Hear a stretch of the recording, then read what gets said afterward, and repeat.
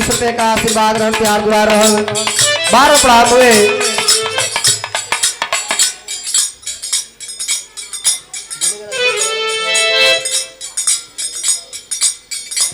शेख मतारी के बुलावत हुए, हाथ जोड़ के विनती आराधना करत हुए, काहे नहीं खुआवते मैया की पिटवा तुहार बुलावत हुए। और का अगली कड़ी में देई के जन्मवा हमके छोड़ गई बाई,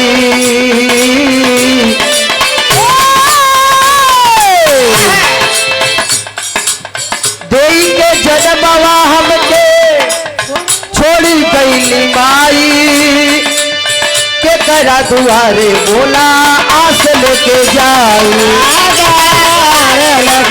आस लेके जाए, के करा दुआरे बोला आस लेके जाए। देई के जन्मवा हमके छोड़ गई माई, के करा दुआरे बोला आस लेके जाई, देई के जन्मवा हमके छोड़ गई माई, के करा दुआरे बोला आस लेके जाए, के करा दुआरे बोला आस लेके जाए, के करा बोला आस लेके जाए। सुनीला सुनीला ना चरिया ये मैया, अरे सुनीला चरिया ये मैया, नैना नीर बहावता, सोनरा चरा मैया, नैना नीर बहावता, चरे मैया, नैना नीर बहावता। सम्मान करी नहीं छोट बच्चिया की तरफ से देवा ने बेटी लोग के 12 पढ़ा हुए, अपने गुरु महाराज से बीती हुए मनोकामना के पूरा करने लोग रखे। सुनीला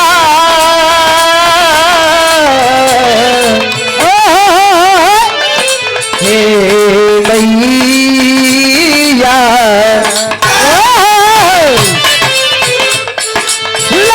सुनीला चरिया है मैया, नैना लोरावा बहावता, अरे काहे नहीं को आवते मैया, बेटवा तोहर भूलावत बारा,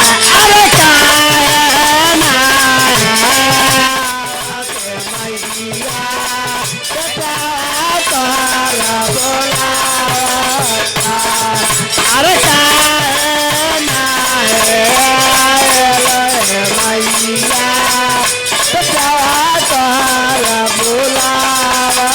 अरे हाथ जोड़ी करी ले बोहरिया ये मैया, हाथ जोड़ी करी ले बोहरिया ये मैया, बेटवा सिरवा झुकावत बा,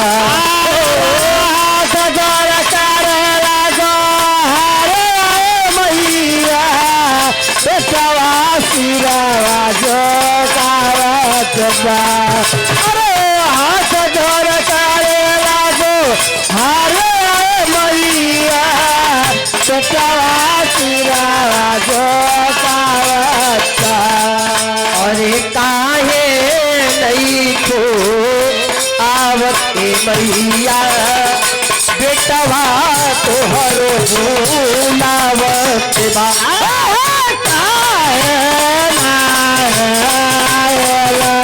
मैया, बेटवा तोहरा भूलावत, आर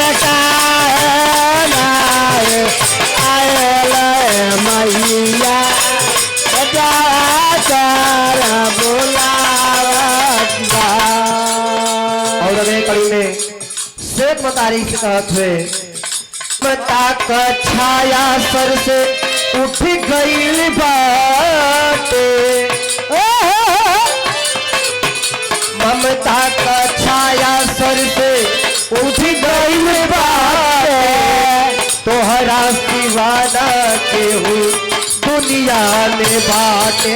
अरे ममता से छाया तोहरा उठ गई बाटे, तोहरा बेड़ा कोई दूजा नहीं बाटे। ममता का छाया तोहरा उठ गई बाटे, मारे सिया कोई दुनिया में बाटे। ये मतारी तोहरा सिवा हमारा दुनिया में कोई नहीं खे, ईश्वर से ममता का छाया उठ गई बा, शेख मतारी से बार बार अर्ज कर रहल बा। अरे ममता का छाया सर से उठ गई बाटे, तोहरा सिवा न माई दुनिया में बाटे। ममता का छाया माया उठ गए बाटे, तोहरा बेड़ा कोई दुनिया में बाटे। अरे पूजी ले रदिया सरदिया,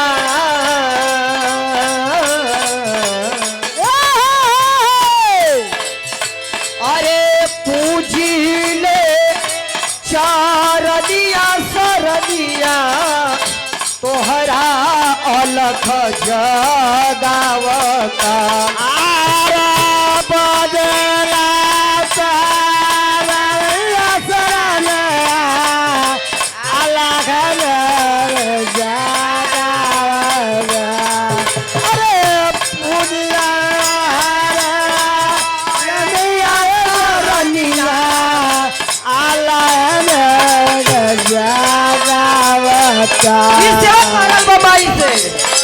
अरे पूजी ले रनिया सरनिया, तोहरा अलख जगावत बा। अरे काहे नहीं खो आवत के मैया, बेटवा तोहरो भूलावत बा। अरे मैया बेटा तारा बोलावा,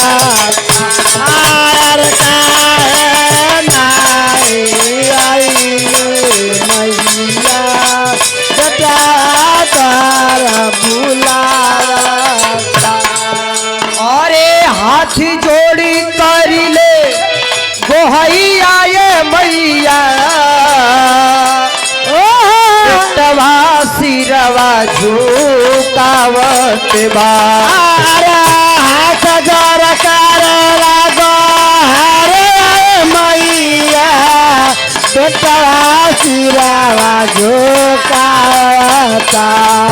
अरे हाथ जोड़ कर लागो हरे मैया, बेटवा सिरवा झुकावता।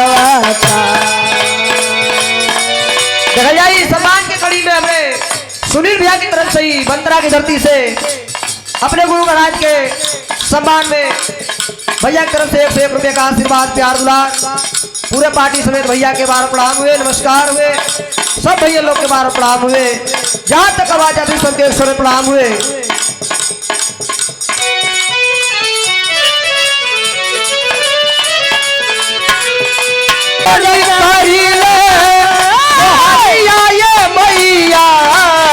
बेटवा सिरवा झुकावत बा।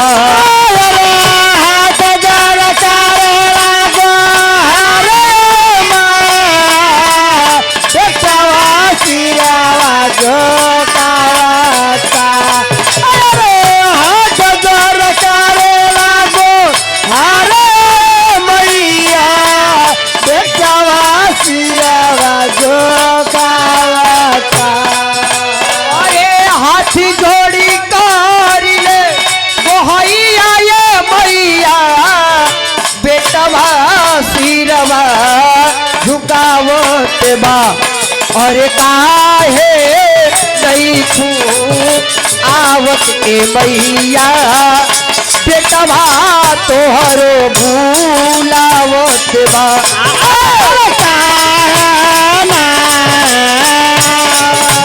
मैया बेटवा तोहरो बुलाता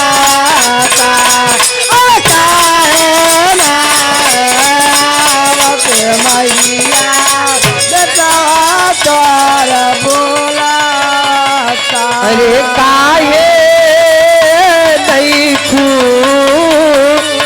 आवती ए मैया हाय बेटवा तोहरो बुलावत बा।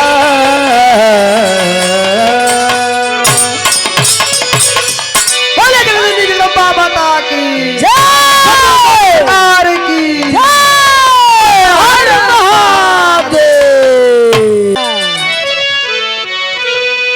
अरे मिलता है सच्चा सुख केवल गुरु तुम्हारे चरणों में लगता है साचा मारे चरणों में मिलता है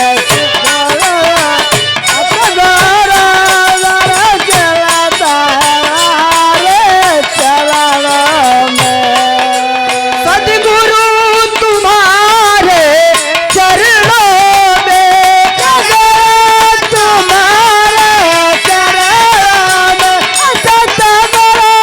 तुम्हारे चरणों में सदगुरु तुम्हारे चरणों में सदगुरु तुम्हारे चरणों में मिलता है सच्चा सुख केवल सदगुरु तुम्हारे चरणों में मिलता है सच्चा सतगुरु मिलता है तुम्हारे चरणों में मिलता है सच्चा सतगुरु तुम्हारे चरणों में। निकल जाए। बहुत अमूल्य पुरस्कार जेकरे माध्यम से हमनी का गावे बजावे सिखली ओहो भरत यादव व्यास जी, मानस व्यास और पुरवा जंजीरपुर की धरती से आज ही गुरु दरबार में पहली बार आयल हुए। आज कहना कि गुरु जी का दर्शन हम करब हाँ कनी एकदम निस्वार्थ चलाए दो। पिता तुल्य अपने व्यास जी की तरफ से ही 100 रुपये का आशीर्वाद गुरु जी के सम्मान में बार प्रणाम हुए। सब भक्तन के बार प्रणाम हुए। मिलता है सच्चा सुख केवल सदगुरु तुम्हारे शरणों में। और क्या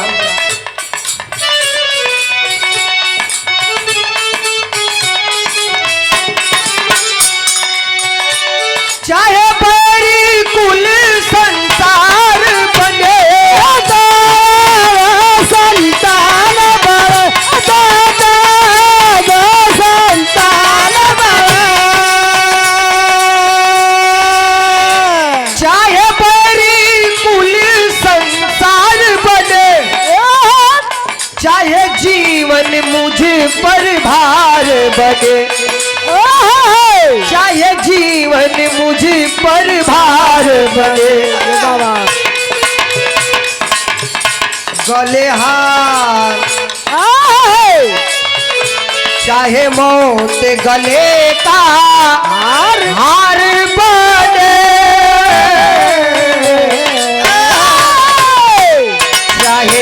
चाहे मौत गले का हार बने सदगुरु तुम्हारे चरणों में। गले का हार बने सतगुरु तुम्हारे चरणों में। चाहे मौत गले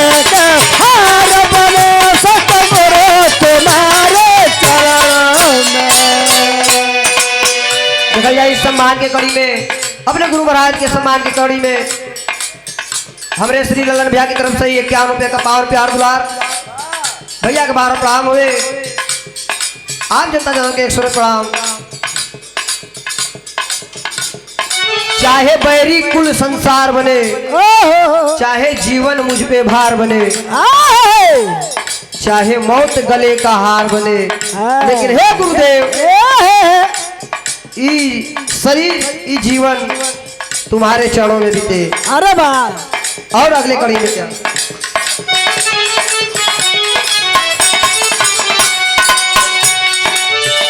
चाहे संकट मुझ पे घेरा हो, संकट मुझ पर घेरा, संकट मुझ पर घेरा, चाहे संकट मुझ पे घेरा हो, चाहे चारों ओर अंधेरा हो,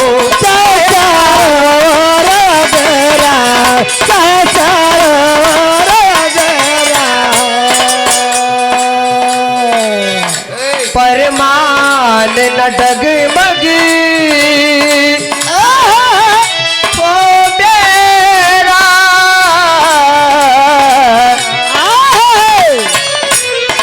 हे गुरुदेव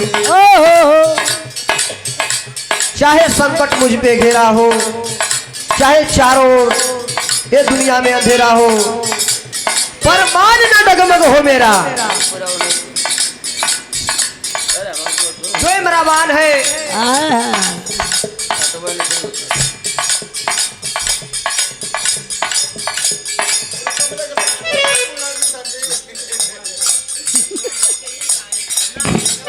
आराम से भैया, सम्मान हुए।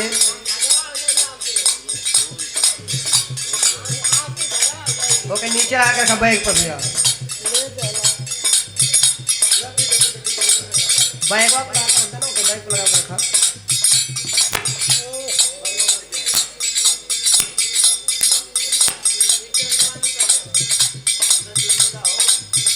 हेलो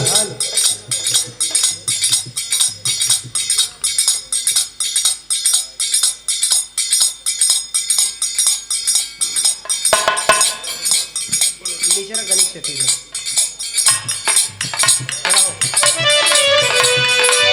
देखा जाए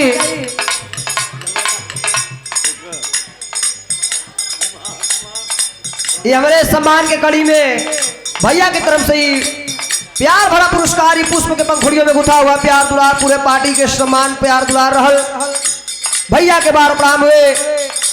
हमारे गुरु के सम्मान में भैया की तरफ से ही प्यार भरा पुरस्कार, पूरे पार्टी के भैया के बार प्रणाम हुए।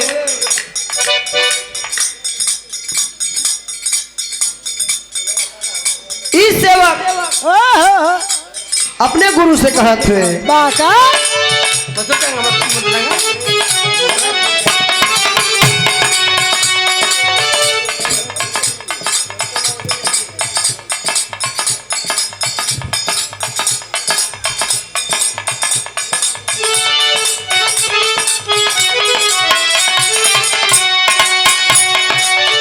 चाहे संकट मुझ पे घेरा हो, संकट मुझ पर घेरा, संकट मुझ पर घेरा, चाहे चारों ओर अंधेरा हो, चारों ओर घेरा, चारों ओर घेरा, परमान न डगमग हो मेरा, परमान न डगमग हो मेरा, सदगुरु तुम्हारे चरणों में परमान सतगुरु तुम्हारे चरणों में अजवार तुम्हारे, सतगुरु तुम्हारे चरणों में। चाहे जिंदगी में चारों ओर अंधेरा हो गुरु, लेकिन परमान डगमग न होने देना। जब भी रहूं तुम्हारे चरणों में मुस्कुराता रहूं, ओहो तुम्हारे चरणों का धूल बनकर रहूं, यही सेवा का अरदास है। और क्या कह रहा है बंद में?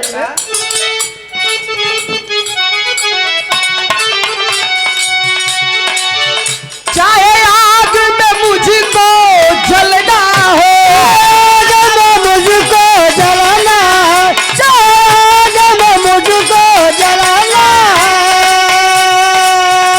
चाहे आग में मुझको जलना हो, चाहे कांटों पे मुझे चलना हो, कांटों पे मुझे चलना है, कांटों पे मुझे चलना है, चाहे कांटों पे मुझे चलना हो, चाहे छोड़ के देश चलना हो। हे गुरुदेव, अगर लोग हमको हाँ निकाल ये दे देश से निकाल दे, हाँ। लेकिन पर मान पर डगमग न होने देना। जब भी ध्यान रहे तुम्हारे चरणों में ध्यान रहे, और इस चेहरा पे यूं हंसी मुस्कुराते ये देश को छोड़ना है हो, छोड़ दे। ओहो चाहे छोड़ के देश निकलना हो, सतगुरु तुम्हारे चरणों में, चाहे देश निकल कर जाना है, सतगुरु तुम्हारे चरण में, चाहे देश निकल कर जाना है, सतगुरु तुम्हारे चरण में। लाइट बन गए अपने गुरु के लिए। सतनाम जी, सतनाम तुम्हारा नाम रहे, सतनाम तुम्हारा नाम रहे, सतनाम तुम्हारा नाम रहे,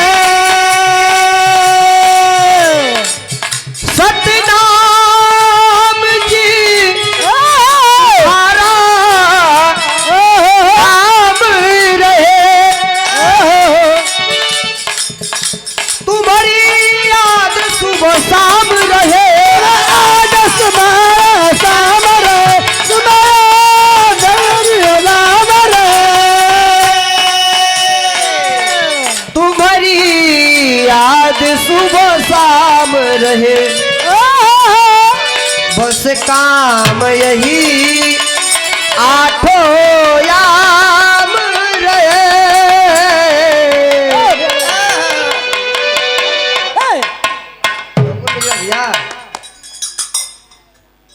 बस काम यही आठों याम रहे, सदगुरु तुम्हारे चरणों में।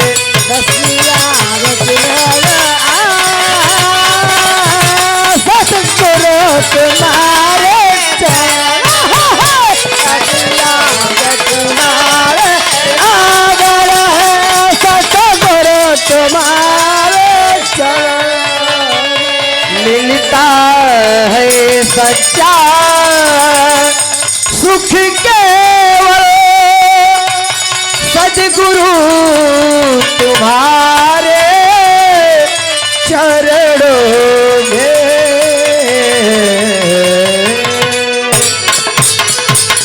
बोला सदगुरु सरकार की जय।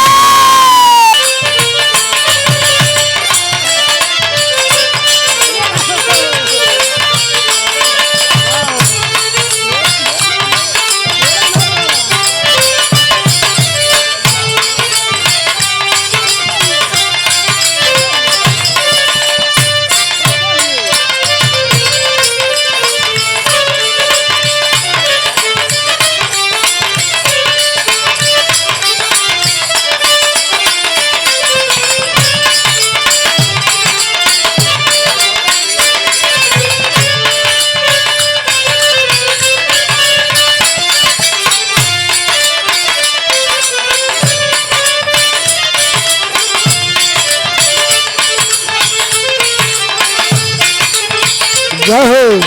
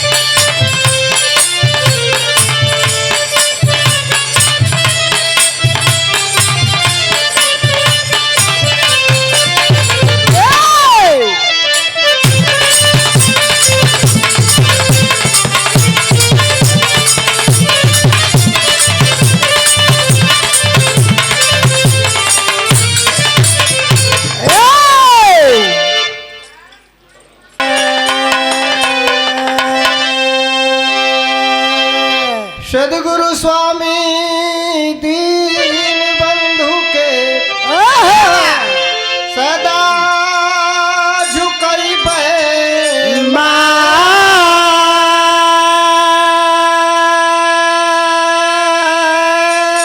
दुखिया ऊपर दया करी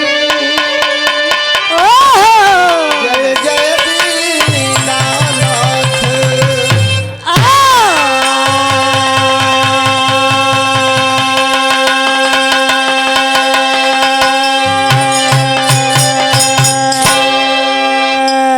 दीनानाथ ये नाथ के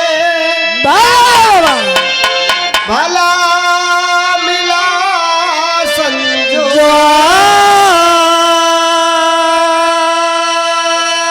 घर नहीं तारेंगे प्रभु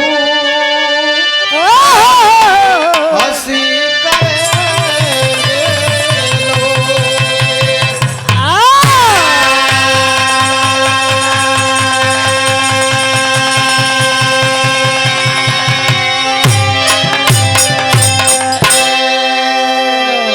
सिद्धि सदन हे शारदे चरण कमल किया दया दान दर्शन बदे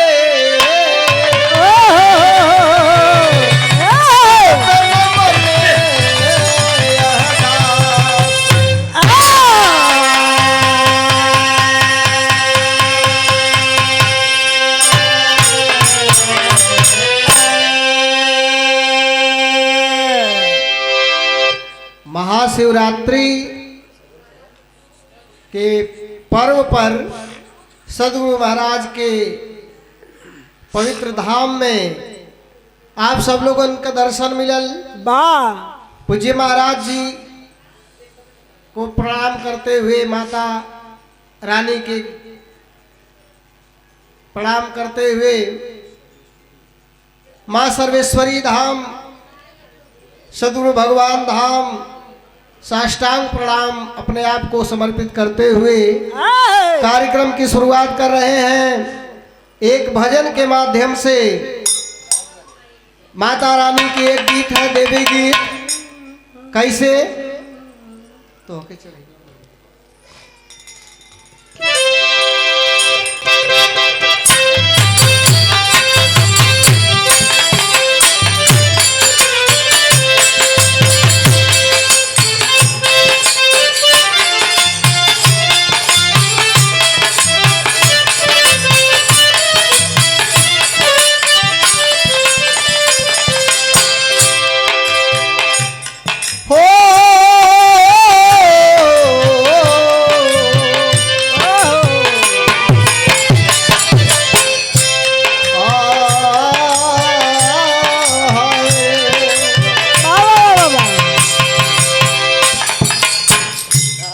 दक्षिण के देशवा से लेके लसकारिया हो मयरिया हमारी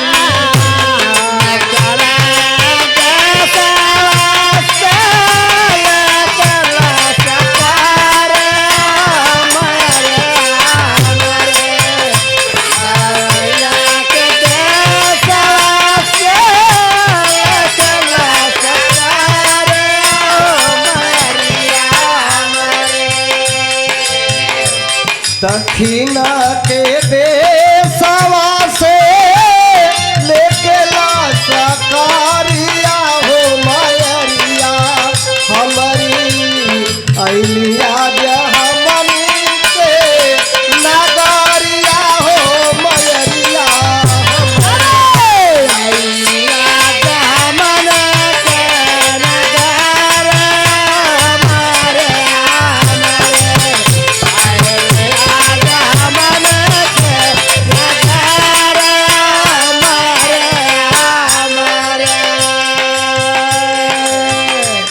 सातो बहिनिया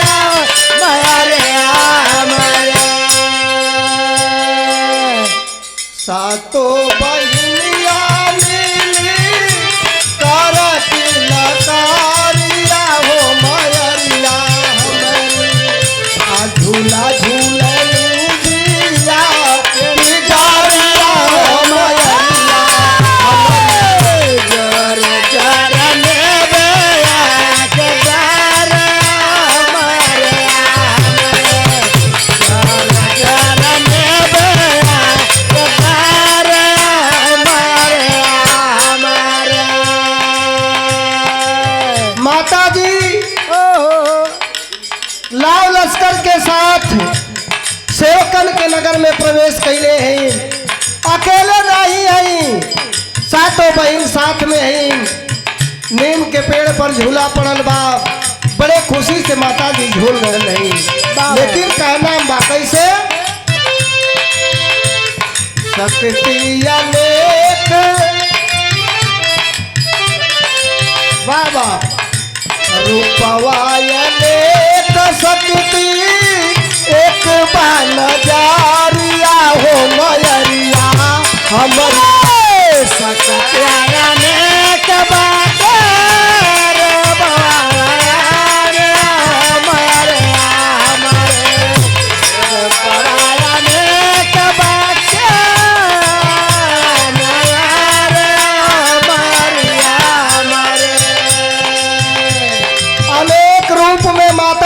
पूजा हो रहा है धरती पर। कहीं काली के नाम से पूजाली, कहीं दुर्गा माता के नाम से पूजाली, कहीं माँ सर्वेश्वरी के नाम से पूजाली, कहीं शीतला माता के नाम से पूजाली, फूलमती भवानी, तमाम तमाम नाम बा, लेकिन शक्ति एक ही है। हमारे मानस पाठ भी प्रवचन भी करलन, बहुत बढ़िया आशीर्वाद प्रभु का लगे, जिंदगी में तरक्की होए। कहना बा रूपवा अनेक शक्ति एक बाना जारिया हो मयरिया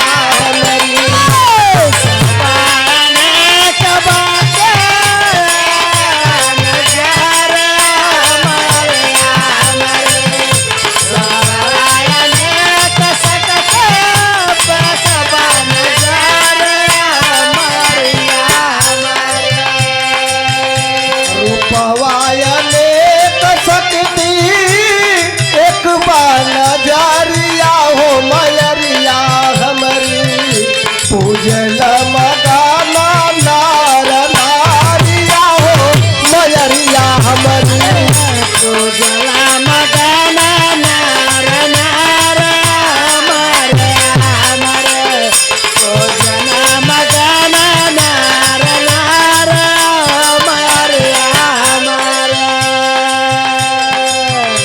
हाथी में त्रिशूल गदा चक्र धनु धारिया हो मयरिया हमारी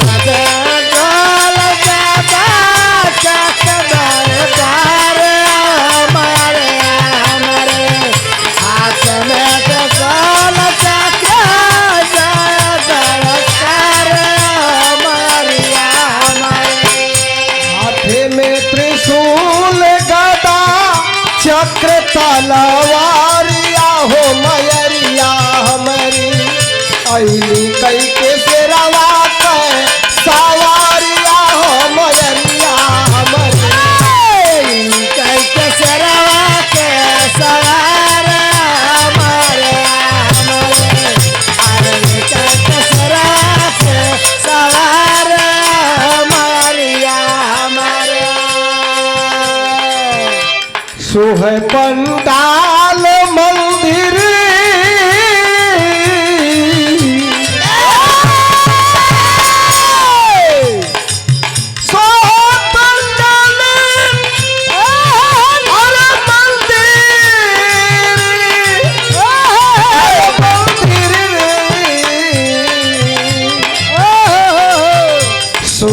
पंडाल मंदिर लागल बा झलरिया हो मयरिया हमारी पंडाल मंदिर लागल बा झलरिया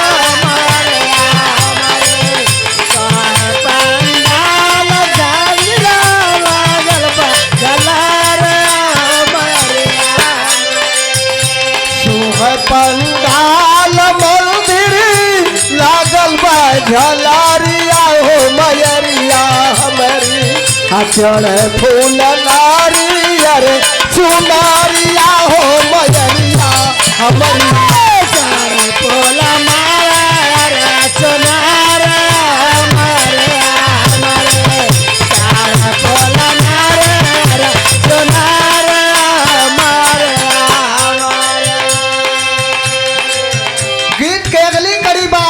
माता जी से निवेदन बा हाथ जोड़ के, हे माई अपने भक्तन पर सदा प्यार बरसौले रहिया, आशीर्वाद बनौले रहिया। यह निवेदन भक्त कर रहल बा का, दिहायशीष माई हाथ जोरिया हो मयरिया हमारी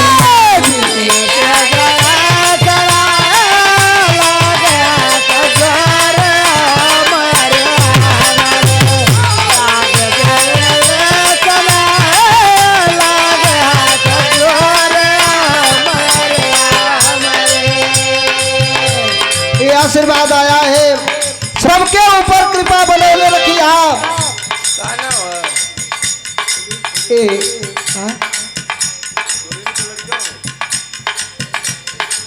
ये दोनों बचवन की ओर से 51 रुपया बड़े सुनील भैया।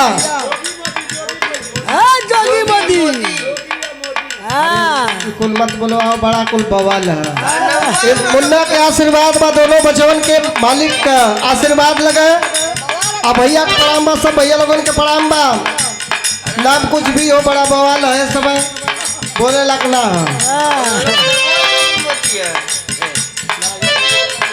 बोलावे वाला नाम भले ही हो, लेकिन का नाम बा कैसे?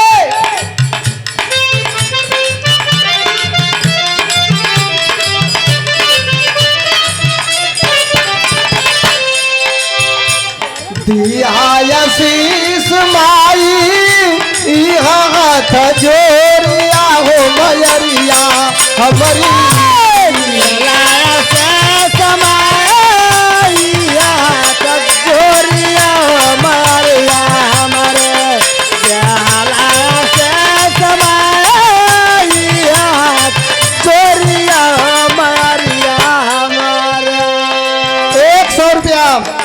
सरकार के अनन्य भक्त आप भैया सुनील यादव जी, माँ सर्वेश्वरी गुरुकुल शिक्षण संस्थान बंतरा बिरनो गाजीपुर भैया के कोमल कर से रहल प्रणाम करते हैं भैया के। और ये भैया के ओर से रहल बहुत बहुत सब पुरस्कार, सब भैया लोगों के प्रणाम बा।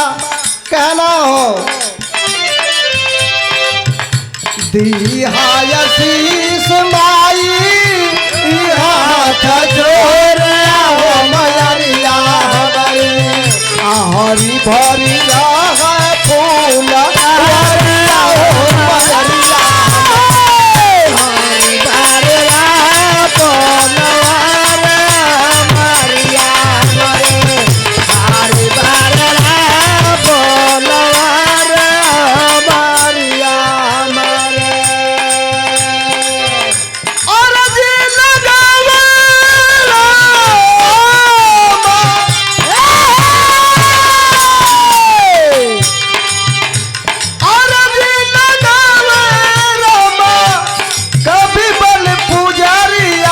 मयरिया हो मयरिया सुनीला महेश के पुकारिया हो मयरिया सुनीला महेश के पुकार मरिया हमारे सुनीला महेश के पुकार मरिया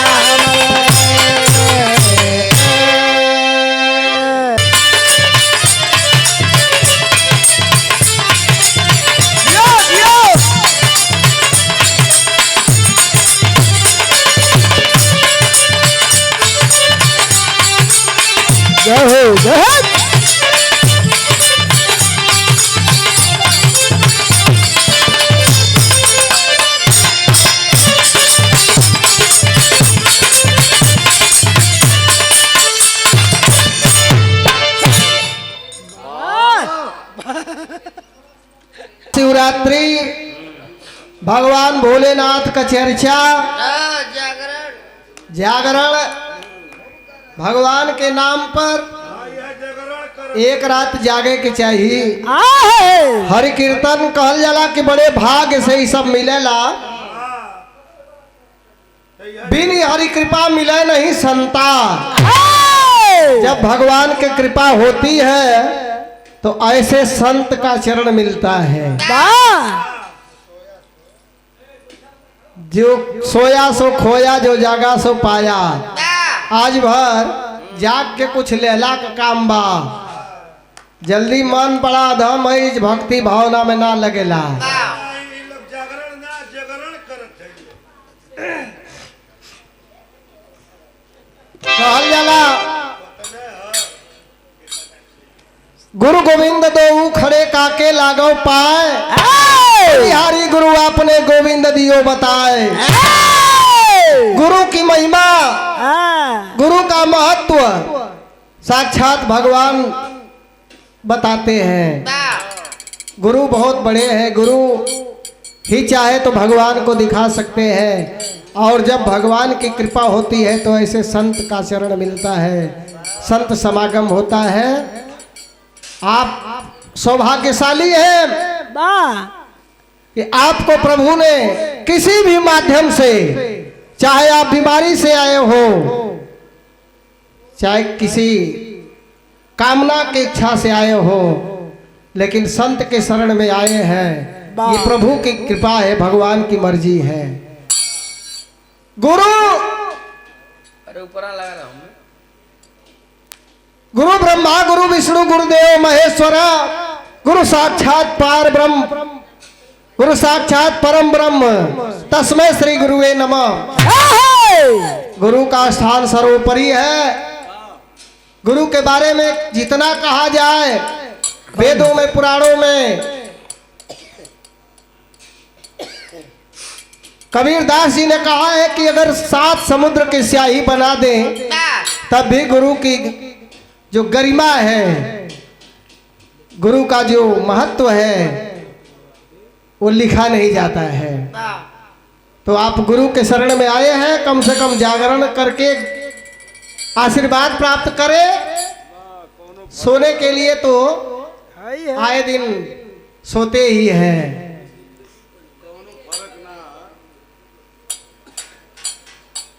कहना है हालांकि देख हम सबसे बढ़िया सच बोलीला।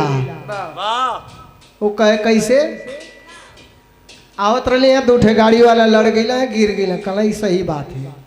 कल तू बोल, कहे कि आओ 4 ठे मेहरारू एक जगह बैठल रही है, एकदम चुपचाप रही है। कह हो ही ना सकला, 2 ठे अगर रही है तो चुप रही ना सके, तू 4 गो बता देला वो चुप कैसे रही है।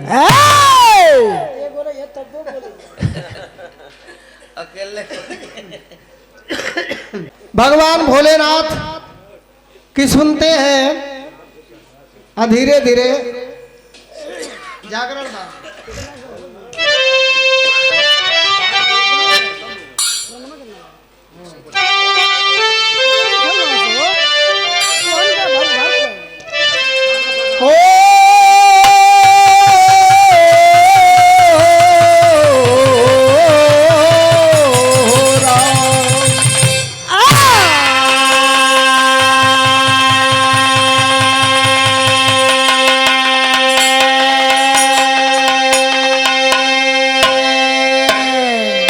सपना अहंकार से खार होता, संवरता है कल्पना के सहारे।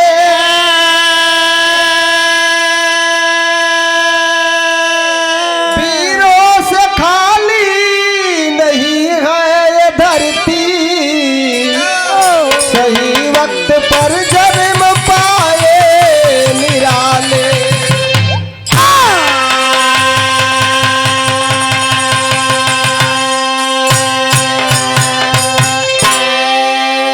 माली मगन सींचता है चमन को,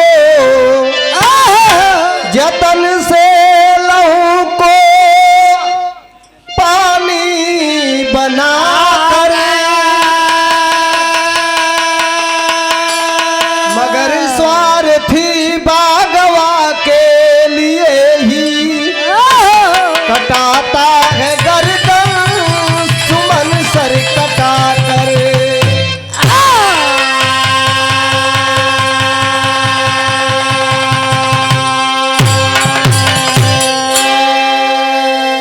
संसार बड़ा स्वार्थी है। माली प्रतिदिन बाग को सींचता है। फूल लगाया है माली बागीचे में, बाग को सींचता है, पानी देगा, निराई करेगा, गुड़ाई करेगा, लेकिन वही सुमन पुष्प जब उस पौधे में लग जाते हैं तो उस पुष्प को अपनी जिंदगी गंवाना पड़ता है स्वार्थी माली के लिए। तो एक लाइन गजल का भाव बा, बड़ी अच्छी गजल लिखल गई, लिखा और दूसरे के लिए जो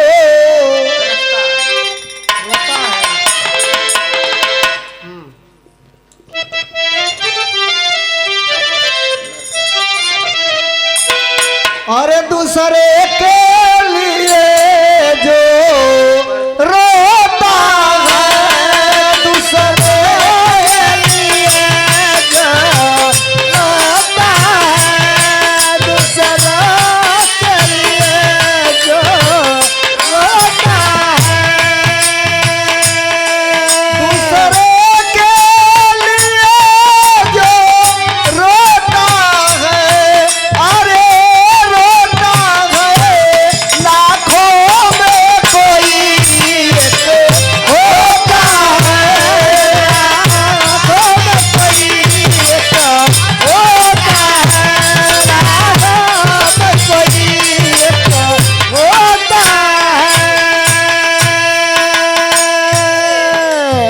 दूसरे के लिए जो रोता है लाखों में कोई एक होता है। अपने लिए, अपने बीवी बच्चों के लिए, अपने परिवार के लिए सभी लोग रोते हैं, लेकिन जो दूसरे के लिए रोता है वह लाखों में कोई एक होता है। विरह में भाव लगल का हो नहारी लतारे तरती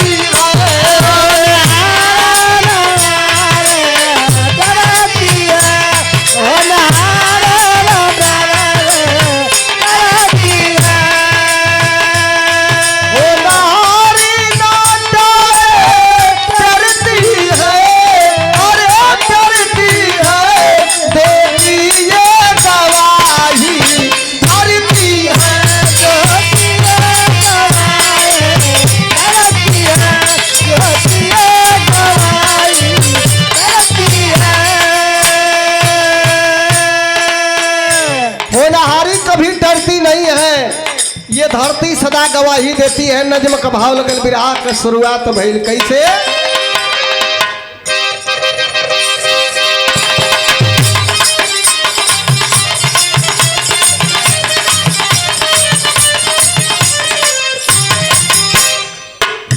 सृष्टि किए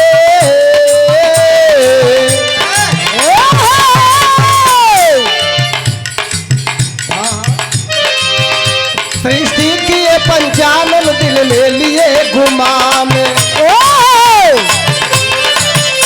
मेरे समान जग में कोई नहीं महान, देवताओं के नरेश इंद्र छलकिए भारी, पहुंचे जहां सती के साथ बैठे त्रिपुरारी, ये नाथ आपके रहते पाखंड हो गया,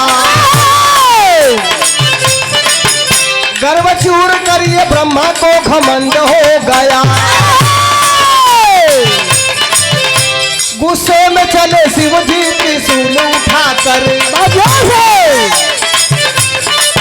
अरे गिराए मुड़ी पांचवा ब्रह्मा की काट कर,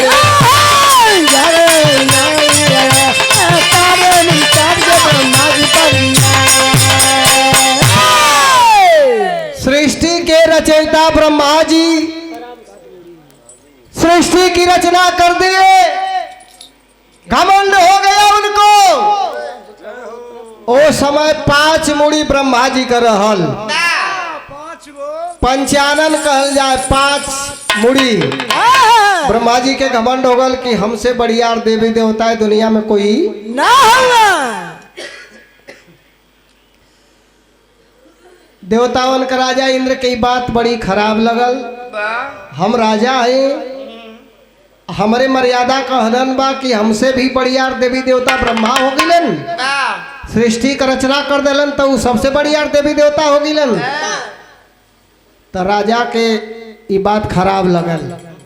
इंद्र महाराज दौड़ल दौड़ल कहाँ गिलन, जहाँ भगवान शिव सती के साथ बैठे हुए थे। जाते हैं और शिव से कहते हैं कि अरे प्रभु, आप दुनिया का सबसे बड़का देवता हुआ, आप कराते भला ब्रह्मा जी घमंड कर देलन, इलाज करे के पड़ी। भगवान शिव कहल जाला कि तनिके में नाराज हुई या तनिके में खुश। इंद्र के मुख से जब सुनले कि ब्रह्मा के इतना घमंड हो गल कि सृष्टि का रचना कर दिलन, तो सबसे बढ़िया देवता कहे लगलन। भगवान शिव त्रिशूल उठाए और गुस्सा में चल दिए। चल ही नहीं दिए बल्कि जाके त्रिशूल से ब्रह्मा जी का 5वां मुड़ी काट के गिरा देना। आज ब्रह्मा जी का 5वीं मुड़ी कट के धरती पर गिर गई, तब बचल 4 मुड़ी। तब से चतुरानन कहल गईलन। 5वां तब शंकर भगवान गिरा दिलन काट के शिव जी। आज मुड़ी गिरल तो इनके गुस्सा आइल तो एगो गीत बदल गईल।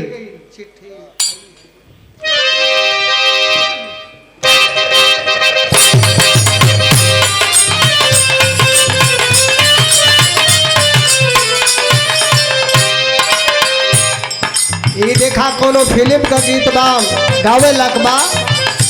चिट्ठी आई है चिट्ठी आई है, चिट्ठी आया चिट्ठी आया, चिट्ठी आई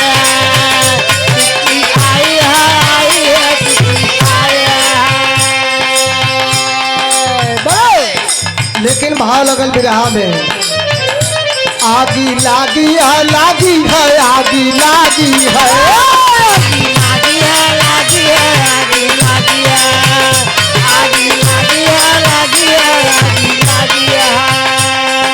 क्रोधित ब्रह्मा बोले शिव से, क्रोधित ब्रह्मा बोले शिव से, लाज लगाया बाजी आगी लागी है, लागी है, आगी लागी है, लागी है,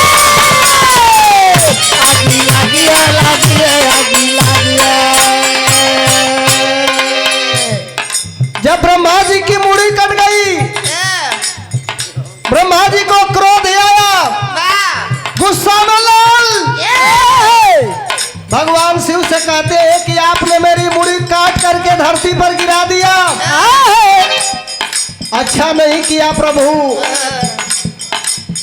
क्रोध में आदमी एकदम ब्रह्मा जी लाल हो गए। एक तरफ खून गिरा धरती पर, दूसरे तरफ ब्रह्मा जी क्रोधित हुए तो उनके धरती से पसीना भी धरती पर, उनके शरीर से धरती पर पसीना भी गिरा। कृपया हमारे सुनील भैया की ओर से राहुल भैया के नमस्कार प्रणाम, सब भैया लोगों के प्रणाम बा। भाव लगल कैसे,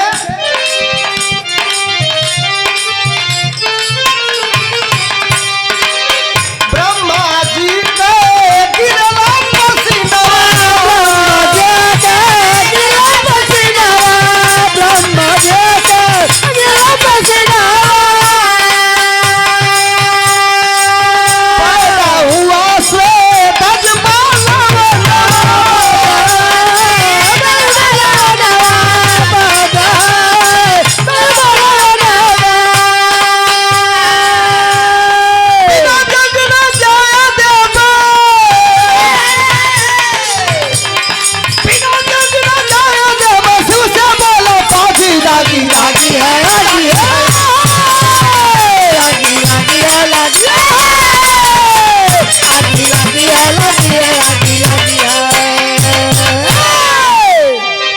ब्रह्मा जी का पसीना धरती पर गिरा, और जब पसीना धरती पर गिरा तो एक महान वीर पैदा हुआ वही पसीना से।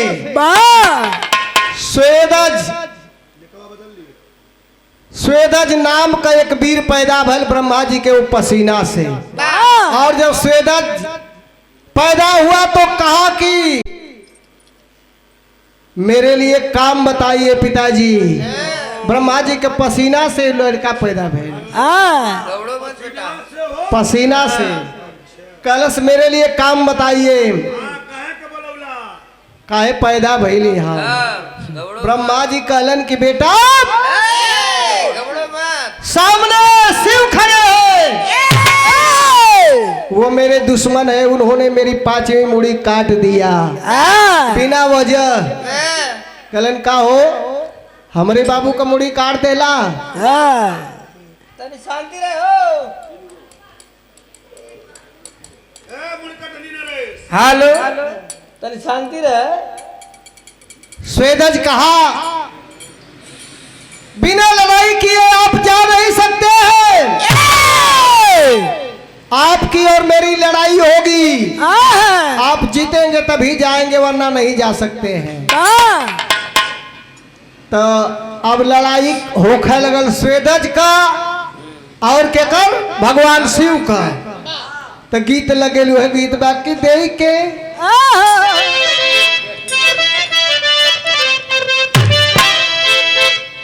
अरे कई के बालक से लड़ैया बिगड़ल बाबा कह बुढ़ैया चारा चलन हो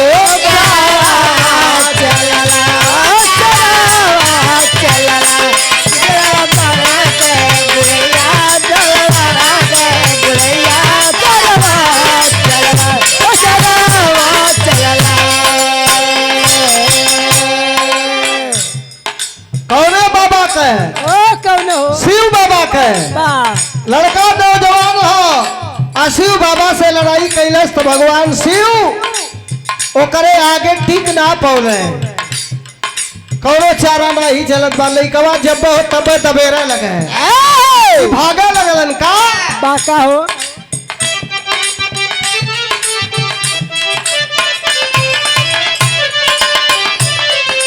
लाचार शिव जी लगल भागे ना मिले शरणिया हो।